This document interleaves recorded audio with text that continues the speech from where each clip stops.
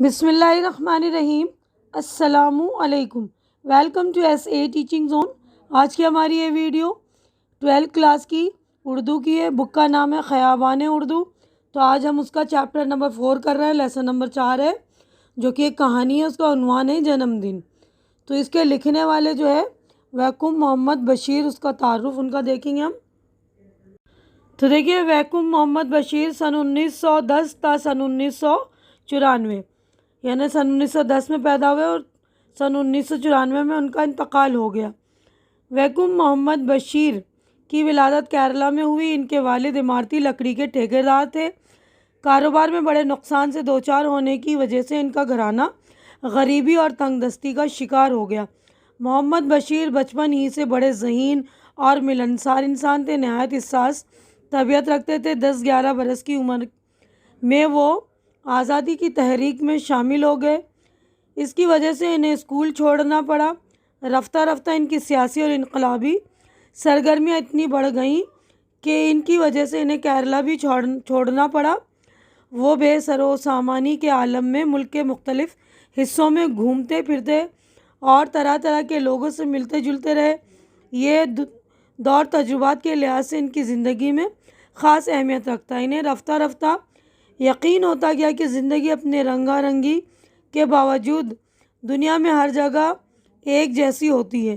ہر فرد اپنی پیدائش اور موت کے درمیانی وقفے کو کسی نہ کسی طور پر گزار دینے کی جدوجہد میں مصروف رہتا ہے۔ محمد بشیر نے 1937 کے آس پاس لکھنا شروع کیا۔ اس وقت ان کی عمر 27 سال کی تھی۔ وہ زندگی کا جو وسیع اور رنگا رنگ تجربہ حاصل کر چکے تھے، اس سے بہت کم لوگ گزرتے ہیں۔ دراصل یہی تجربات بشیر کی زندگی کے قیمتی سرمایے کی حیثیت رکھتے ہیں۔ ویکوم محمد بشیر کی پہلی اہم تخلیق بچپن کی ساتھی مطبوعہ سن 1944 ہے، جسے انہوں نے اپنی کتاب زندگی کا ایک ورک قرار دیا۔ اس کہانی نے ملیالم کے افسانوی ادب کو نئی راہ دکھائی۔ محمد بشیر کی کہانیاں زندگی کی حقیقتوں سے لبریز ہوتی ہیں۔ انہوں نے جو کچھ لکھا، اس کی بنیاد ان کے حقیقی تجربے تھے۔ وہ اپنی بات نہایت سادہ، سلیس اور عام فہم انداز میں لکھنے پر قدرت رکھتے تھے۔ ملیالم ناول اور افسانے کی زبان پر ان کی تخلیقات کے گہرے اثرات ہیں۔ ان کا اعتراف کئی نقادوں نے کیا ہے۔ ویکوم محمد بشیر کو ان کی ادبی خدمات کے پیش نظر کئی انعامات اور اعزازات سے نوازا گیا۔ سن 1970 میں ساہتیہ اکادمی کی فیلوشپ ملی۔ سن 1982 میں حکومت ہند نے پدم شری کا خطاب دیا اور سن 1987 میں کالیکٹ یونیورسٹی نے اپنے اس عظیم فنکار کو، جو رسمی تعلیم حاصل نہ کر سکا تھا، ڈاکٹر آف لٹریچر کی اعزازی سند حاصل کی۔ محمد بشیر نے انتقال سے پہلے اپنا آخری مضمون ان الفاظ پر ختم کیا تھا: میں اپنے سفر کے خاتمے پر پہنچ رہا ہوں۔ کون جانے، شاید یہ کسی دوسرے سفر کا آغاز ہو۔ وقت صرف خدا کے خزانے میں ہے، وہی میری راہ متعین کرے گا۔ میں دنیا کی خوشحالی کی تمنا کرتا ہوں اور ہر فرد و بشر کی مسرت اور اس کے سکون و اطمینان کی دعا کرتا ہوں۔ تو یہیں پر ان کا جو ہے تعارف مکمل ہو گیا۔ آگے بڑھتے ہیں ہم اپنی کہانی کی طرف۔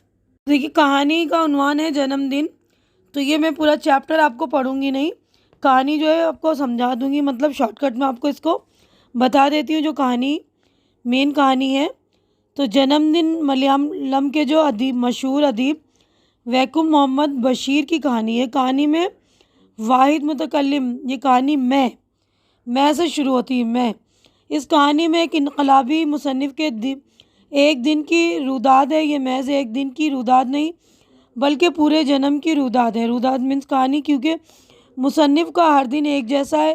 مصنف کا بیان ہے کہ بکرام کی 8ویں تاریخ ہے، آج میرا جنم دن ہے۔ میں اپنے معمول کے مطابق سویرے اٹھا ہوں، نہا دھو کر کھدر کی قمیض، دھوتی اور سفید کینوس کے جوتے پہن کر آرام کرسی پر تکیہ لگا کر بجھے دل سے بیٹھ گیا۔ میرا پڑوسی میتھو BA کا طالب علم ہے۔ مجھے اتنی سویرے بیدار دیکھ کر بہت حیران ہوا۔ اس سے جب پتہ چلا کہ آج میرا جنم دن ہے تو اس نے مجھے مبارکباد دی اور چلا گیا۔ میں اپنے جنم دن پر اپنے گھر سے دور ہوں، نہ پیسے ہیں نہ قرض لینے کا ذریعہ، جو کپڑے پہن رکھے ہیں وہ بھی دوستوں کے ہیں۔ 7 بجے کے قریب آرام کرسی پر بیٹھے ہوئے میں سوچتا ہوں کہ آج کوئی غلط کام نہیں کروں گا۔ گزشتہ سالوں کے مقابلے میں میری عمر 1 سال بڑھ گئی، 26 سال نہیں 32 یا 47 سال۔ میں اپنا چہرہ دیکھتا ہوں تو ایک خاص منفرد چہرہ بحیثیت مجموعی برا نہیں تھا۔ کان کے اوپر کالے بالوں کے درمیان سفید لکیریں دکھائی دے رہی تھیں۔ میں نے ابھی تک چائے نہیں پی، سر میں ہلکا سا درد تھا۔ 9 بجے ہوٹل کے مالک نے دور سے دیکھ لیا مگر چائے کے پیسے نہ دینے سے چائے نہیں بھیجی۔ 10 بجے میرے ہونٹ سوکھ گئے، حلق خشک ہو رہا ہے۔ 8-10 کی عمر کے دبلے پتلے زرد چہرے والے عیسائی لڑکے لکڑی کے کھڑاؤں بیچتے ہوئے آتے ہیں۔ میں ان سے کہتا ہوں کہ میرے پاس پیسے نہیں ہیں۔ انہیں میرا حلیہ دیکھ کر یقین نہیں آتا۔ میں انہیں کیسے بتاؤں کہ میرے پاس کچھ بھی نہیں، یہاں تک کہ بدن بھی میرا اپنا نہیں ہے۔ ہندوستان کا ہر شہر گھوما ہوں، کنیا کماری سے کشمیر تک، کراچی سے کلکتہ تک۔ چائے نہ ملنے سے میرا سر پھٹا جا رہا ہے۔ میں حامد کی دکان پر جاؤں، 1 میل کی مسافت طے کرنی ہے لیکن وہاں پیٹ بھر کھانا مل جائے گا۔ 11 بجے حامد دکان پر نہیں تھا، کیا وہ گھر چلا گیا؟ 11:30 بجے میں حامد کے 2 منزلہ گھر کا آہنی دروازہ کھٹکھٹاتا ہوں۔ ایک عورت نے جواب دیا، وہ نہیں ہے، شام کو دیر سے واپس آئیں گے۔ میں سڑک پر آ گیا۔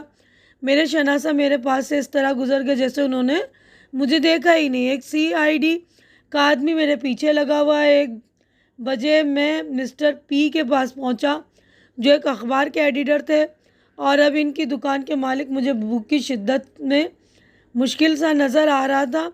میں اس کے قریب جا کر بیٹھ گیا۔ میرے بہت سے مضامین اس کے نام سے شائع ہو چکے ہیں۔ میں چائے پینا چاہتا ہوں مگر P نے چائے کے لیے نہیں پوچھا۔ میں گلے کے پاس بیٹھا گلی میں دیکھ رہا ہوں، 2 بھکاری لڑکے کوڑے کے ڈھیر میں پڑے ہوئے ایک ڈوسے کے ٹکڑے پر جھگڑ رہے ہیں۔ کچھ دیر بعد P نے ایک کپ چائے منگوائی اور کپ میری طرف بڑھاتے ہوئے کیا تم چائے پیو گے؟ میں نے کہا نہیں، اور 2 بجے گھر واپس آ گیا۔ 3:30 بجے میری زبان لڑکھڑا گئی، کاش میں اپنے آپ کسی سمندر کے ٹھنڈے پانی میں ڈوب سکتا۔ میں بے بسی سے پڑا ہوا تھا، تبھی بینک کلرک کرشنا پلے کا ملازم لڑکا ماچس مانگنے آیا۔ میں نے اس سے پانی کا 1 گلاس منگوا کر پیا۔ اس نے میری حالت دیکھ کر کہا، کیا آپ نے کھانا نہیں کھایا؟ کھانا نہیں کھایا؟ کیوں نہیں کھایا؟ میرے پاس اس کا کوئی جواب نہیں تھا۔ میں نے اپنی آنکھیں بند کر لی۔ میرے پاس 2 آنے ہیں، اگلے مہینے میرے گھر جانے سے پہلے آپ یہ پیسے واپس دے دیں۔ یہ کہہ کر لڑکا چلا گیا۔ اس کے بعد میرا دوست گنگادھر آیا گیا۔ میرا سر چکرا رہا تھا مگر اس کا حلیہ دیکھ کر مجھے ہنسی آ گئی۔ وہ بولا، میرا مذاق بند کرو، میری بات غور سے سنو، ایک بڑی پریشانی آ گئی ہے۔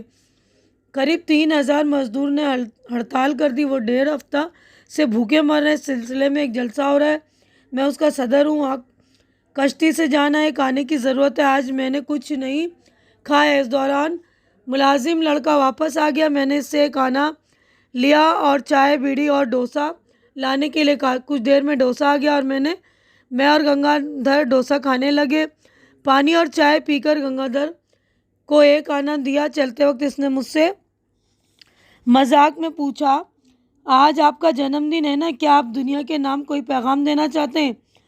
ہاں، ہر جگہ انقلاب کے شعلے بھڑکا دو، موجودہ سماجی نظام کو جلا کر راکھ کر دو، ایک نئی دنیا پیدا کرو۔ کچھ دیر بعد مالک مکان کرایہ لینے آیا اور کرایہ نہ دینے کی صورت میں کمرہ خالی کرنے کے لیے کہا۔ 7 بجے ایک سپاہی گھر آیا اور مجھے دوبارہ اپنے ساتھ لے گیا۔ مجھ سے ایسے سوال کیے گئے کہ میں کسی خفیہ تنظیم کا ممبر تو نہیں جو حکومت کا تختہ الٹنا چاہتی ہے۔ 7:30 بجے میں تھکا ہارا گھر واپس آیا۔ بھوک مٹانے کے لیے کچھ کھانا بھی ضروری ہے۔ 9 بجے میں نے اپنا بستر بچھایا، لیٹ گیا۔ مجھے نیند نہیں آ رہی تھی، مجھے میری دنیا کے بے بس غریب لوگوں کا خیال آیا دنیا کے مختلف علاقوں میں کروڑوں لوگ بھوکے پڑے ہوں گے۔ 9:30 بجے میں کمرے سے باہر آ گیا۔ میتھو کے باورچی خانے سے سرسوں کے پروسنے کی آواز آ رہی تھی اور ابلے ہوئے چاولوں کی خوشبو۔ میتھو کا بوڑھا نوکر ایک برتن اور لیمپ لیے ہوئے باہر نکلا۔ اس نے تھوڑا سا دروازہ کھلا ہوا چھوڑ دیا اور نل کی طرف چلا گیا۔ کم از کم 10 منٹ لگیں گے۔ میں باورچی خانہ کا دروازہ کھول کر اندر چلا گیا۔ 10 بجے جب میں پسینے میں شرابور باورچی خانے سے نکلا تو میرا پیٹ بھرا ہوا تھا۔ میں بالکل تھک چکا تھا، لیٹ گیا۔ سونے سے پہلے مجھے خیال آ رہا تھا کہ کہیں بوڑھے کو پتہ تو نہیں چل گیا۔ تبھی میتھو کی آواز آئی۔ میں نے دروازہ کھولا۔ مجھے ایسا محسوس ہوا کہ اندھیرے میں یکایک فلیش لائٹ کی زد میں آ کر پکڑا گیا۔ مجھے ایسا خوف ہوا کہ مارے خوف کے میرا دم نکل جائے گا۔ کیا آپ کھانا کھا چکے ہیں؟ مجھے قطعی بھوک نہیں۔ راستے میں ہم لوگ ماڈرن ہوٹل گئے تھے۔ بہت بہت شکریہ، میں کھانا کھا چکا ہوں۔ اوہ، تو آپ آرام کیجیے۔ اچھا، گڈ نائٹ۔ تو یہیں پر جو ہے یہ کہانی مکمل ہو گئی۔ تو دیکھیے یہاں پر جو ہے کہانی مکمل ہو گئی۔ یہ لکھنے والے جو مصنف ویکم محمد بشیر اور اس کا ترجمہ کیا ہے ضیاء الرحمن صدیقی نے، یعنی یہ ملیالم کی کہانی تھی، اس کا ترجمہ ضیاء الرحمن صدیقی نے کیا ہے۔ تو یہ والا پیج ہمارا مکمل ہو چکا ہے، یعنی کہانی مکمل ہوگی۔ اب مشق کی طرف بڑھ رہے ہیں ہم۔ تو مشق میں جو ہے سوالات ہیں، 4 سوالات، تو ہم چاروں کے جوابات دیکھیں گے۔ دیکھیے پہلا سوال ہے، اس افسانے کا عنوان جنم دن کیوں رکھا گیا، وضاحت کیجیے۔ تو ہم باقی کے بھی جوابات دیکھ لیتے ہیں۔ تو دیکھیے جواب ہے، یہ اس افسانے کا پورا واقعہ مصنف کے جنم دن کا ہے۔ اس ایک دن میں مصنف کی ذہنی نفسیاتی کیفیت ہمارے سامنے آتی ہے۔ اس جنم دن پر مصنف اپنے آپ سے کہتا ہے کہ اب وہ کوئی غلط کام نہیں کرے گا۔ اس کی عمر 47 سال سے کچھ زیادہ ہو گئی ہے۔ اب اس کے سر میں سفید بال بھی نمودار ہو گئے، لیکن مصنف کا جنم دن ہی اس کے لیے انتہائی تکلیف دہ ہے۔ اسے صبح 6 بجے سے 3 بجے تک چائے کی ایک پیالی نہیں ملتی، پیسہ پاس نہیں ہے، قرض دینے والے اب اسے قرض نہیں دیتے۔ 3 بجے کے قریب ایک بینک کلرک کرشنا پلے کا ملازم لڑکا اپنے پیسے اپنے جمع کیے 2 آنے اس شرط پر دیتا ہے کہ جب وہ اگلے مہینے گاؤں جائے تو اسے یہ روپیہ واپس دے دے۔ مصنف اسے 2 آنے میں سے 1 آنے کا ڈوسا اور چائے اور بیڑی منگا کر اپنے دوست گنگا دھر کے ساتھ کھاتا پیتا ہے اور 1 آنا گنگا دھر کو کرائے کے لیے دیتا ہے وہ جلسے میں جائے تاکہ وہ جلسے میں جائے۔ گنگا دھر اس سے پوچھتا ہے کہ آج اپنے جنم دن پر تم لوگوں کو کیا پیغام دینا چاہتے ہو؟ تو وہ کہتا بس میرا یہی پیغام سنا دے کہ ہر جگہ انقلاب کے شعلے بھڑکا دو، موجودہ سماجی نظام کو جلا کر راکھ کر دو اور ایک نئی دنیا پیدا کرو۔ اسی جنم دن پر جب وہ یہ کہتا ہے کہ اب میں کوئی ایسا غلط کام نہیں کروں گا، تو رات کو جب 9:30 بجے بھوک سے بیدار ہو کر پڑوسی کا کھانا چرا کر کھاتا ہے۔ اسی جنم دن پر حالات سے مجبور ہو کر وہ کہتا ہے کہ موجودہ سماجی نظام کو بدل دو۔ چنانچہ اس اعتبار سے افسانے کا عنوان جنم دن رکھا گیا۔ سوال نمبر 2، جنم دن افسانے کا خلاصہ بیان کیجیے۔ تو دیکھیے شروع میں نے آپ لوگوں کو اس کہانی کا جو ڈیٹیل میں سمجھا دیا، وہی اس جو ہے سبق کا خلاصہ ہے، تو وہ آپ لوگ شارٹ کٹ میں کہانی کو لکھ دیں گے۔ اب جواب سوال نمبر 3 ہے، افسانہ نگار کے جنم دن کے واقعات میں کس واقعے نے آپ کو بہت متاثر کیا اور کیوں؟ اس افسانے میں سب سے متاثر کن واقعہ وہ ہے جب 3:30 بجے مصنف بھوک سے بےتاب ہے، اس کی زبان لڑکھڑا رہی ہے، وہ سوچتا ہے کہ کاش میں اپنے آپ کسی سمندر کے ٹھنڈے پانی میں ڈوب سکتا۔ اسی حالت میں بینک کلرک کرشنا پلے کا ملازم لڑکا ماچس مانگنے آیا اور مصنف نے اس سے پانی کا ایک گلاس منگوایا۔ لڑکا مصنف کی حالت دیکھ کر پوچھتا ہے کہ مالک، کیا آپ کی طبیعت ٹھیک نہیں ہے؟ کیا آپ نے کھانا نہیں کھایا؟ مصنف کوئی جواب نہیں دیتا اور اپنی آنکھیں بند کر کے خاموشی سے لیٹا رہتا ہے۔ مصنف کی اس حالت کو لڑکا کچھ سمجھ لیتا اور کہتا ہے کہ میرے پاس 2 آنے، وہ لے لیں اور اگلے مہینے میرے گھر جانے سے پہلے آپ یہ پیسہ واپس دے دیں۔ مصنف 2 آنے لے لیتا ہے۔ تبھی اس کا انقلابی دوست گنگا دھر آ جاتا ہے۔ اس نے مصنف کو بتایا کہ آج اس نے کچھ نہیں کھایا ہے، اس کے پاس ایک آنا بھی نہیں جو کشتی میں بیٹھ کر جلسے کی صدارت کرنے اس پار جائیں۔ مصنف 2 آنے میں سے ایک آنے گنگا کا در کو دیتا ہے اور ایک آنے میں سے ڈوسا چائے منگواتا ہے۔ دونوں وہ ڈوسا چائے کھاتے اور پیتے ہیں، یعنی مصنف جو خود بھی ایک انقلابی ہے، اس نے اپنی بھوک اور ضرورت کے ساتھ دوسرے کی بھوک اور ضرورت کو سمجھا۔ اس سے پہلے وہ رحم دل بچہ جس نے بھوکے مصنف کا چہرہ دیکھ کر محسوس کر لیا کہ اس شخص نے کھانا نہیں کھایا اور وہ بھی ہمیں متاثر کرتا ہے۔ سوال نمبر 4 ہے، دیکھیے کہ اس افسانے کے مرکزی کردار کی معاشی تنگ دستی کا حل اپنے لفظوں میں لکھیے۔ اس افسانے کا مرکزی کردار ایک غریب مصنف جو پیسے کے لیے اخبار اور رسائل کے لیے مضامین اور کہانیاں لکھتا ہے، مگر اخبار کے ایڈیٹر اسے کبھی چند پیسے دے دیتے ہیں اور کبھی کچھ نہیں، بلکہ اس کے مضامین اپنے نام سے چھپوا دیتے ہیں۔ ایسا ہی ایک ایڈیٹر اب اس دکان کا مالک ہے اور مصنف بھوکا ہے۔ وہ اپنے دوستوں سے قرض لے کر گزارا کرتا ہے، ان کے کپڑے پہنتا ہے، پیسہ نہ ہونے سے میلوں پیدل سفر کرتا ہے اور اپنے دوست حامد کی دکان پر دوپہر کو جا کر اس کے ساتھ کبھی کبھی کھانا کھاتا ہے اور 1 میل پیدل چل کر وہاں بیٹھتا ہے۔ مگر مکرم کی 8 تاریخ ہے، مصنف کا جنم دن ہے۔ اسی دن اسے دوپہر 3 بجے تک ایک کپ چائے نہیں ملتی۔ حامد نہ اپنی دکان پر ہے نہ گھر پر۔ مصنف تھک ہار کر گھر واپس آتا ہے اور نڈال ہو کر بستر پر گر جاتا ہے۔ اس کے پاس اپنے جنم دن پر ایک آنا بھی نہیں، جیب خالی ہے۔ اسی حالت میں ایک بینک کلرک کا ملازم لڑکا اس کے پاس ماچس مانگنے آتا ہے، لیکن اس کی حالت خراب دیکھ کر وہ سمجھ جاتا ہے کہ مصنف نے صبح سے کچھ کھایا پیا نہیں۔ اس کے پاس 2 آنے ہیں، وہ مصنف کو 2 آنے دیتا ہے، اس سے وہ کچھ منگوا کر کھا لے۔ مصنف ایک آنے سے ڈوسا چائے اور پیسٹری منگاتا ہے اور اس میں سے بھی اپنے انقلابی دوست گنگادھر کو شامل کرتا ہے۔ ایک آنا گنگادھر کو دیتا ہے کہ وہ کشتی کا کرایہ دے کر اس پار چلا جائے۔ مصنف اتنا قرض لے چکا ہے کہ اسے اب کوئی قرض نہیں دیتا۔ دکان مالک کرائے کے لیے بار بار پریشان کرتا ہے اور کمرہ خالی کرنے کی دھمکی دیتا ہے۔ مصنف ایسے مضامین لکھتا ہے جس سے CID والے اور ڈپٹی کمشنر یہ سمجھتے ہیں کہ یہ کسی خفیہ تنظیم کا تو ممبر نہیں جو حکومت کا تختہ الٹ دینا چاہتی ہے۔ مصنف کی معاشی تنگ دستی کا یہ عالم ہے کہ وہ اس روز بھی اپنے دوستوں کے دیے ہوئے کپڑے پہنتا ہے۔ اس کے پاس اتنے پیسے نہیں کہ وہ چائے منگوا کر ہی پی لے۔ افسانہ نگار نے مصنف کی معاشی تنگ دستی کو اس طرح اجاگر کیا ہے کہ ایک کلرک کے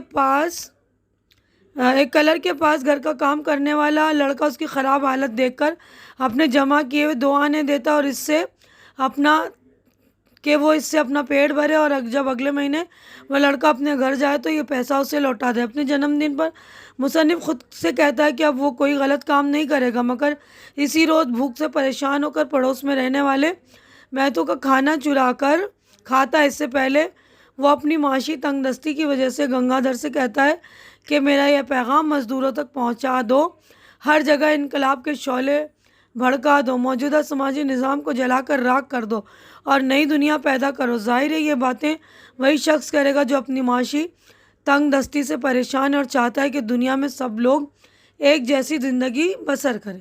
تو ہمارے چاروں جوابات ہو گئے ہیں مکمل۔ چاروں جوابات جو ہے مکمل ہو چکے ہیں۔ یہیں پر میں اپنی ویڈیو مکمل کر رہی ہوں۔ امید ہے کہ جو کچھ میں نے آپ لوگوں کو سمجھایا اچھی طرح سے سمجھ میں آ گیا ہوگا اور میری ویڈیو بھی آپ لوگوں کو اچھی لگ رہی ہوگی۔ اچھی لگ رہی تو اسے لائک کیجیے، زیادہ سے زیادہ شیئر کیجیے تاکہ جو بھی ضرورت مند آپ کے فرینڈز وغیرہ ان کی ضرورت پوری ہو سکے، اور میرے چینل کو آپ لوگ سپورٹ کریں کیونکہ میرے چینل کو آپ لوگوں کی بہت زیادہ سپورٹ کی ضرورت ہے۔ میرے چینل کو سبسکرائب کر کے سپورٹ کریں۔ ہماری اگلی ملاقات انشاءاللہ نیکسٹ ویڈیو میں ہوگی۔ تب تک کے لیے آپ لوگ اپنا خیال رکھیے، مجھے دعاؤں میں یاد رکھیے۔ اللہ حافظ۔